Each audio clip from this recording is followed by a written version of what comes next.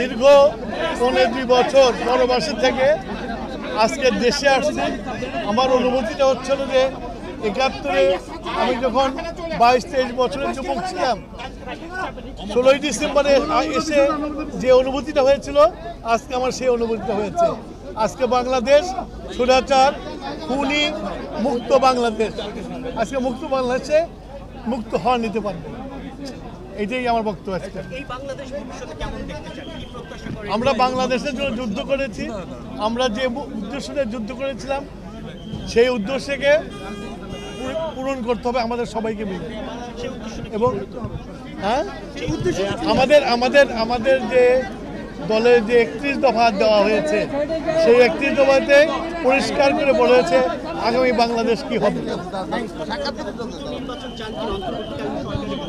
আমরা নির্বাচন চাই এবং নির্বাচনের সেদিন আমাদের বৈঠক করেছে, যেটা বলে আসছে মহাসচিবরা, ওইটাই আমাদের বক্তব্য।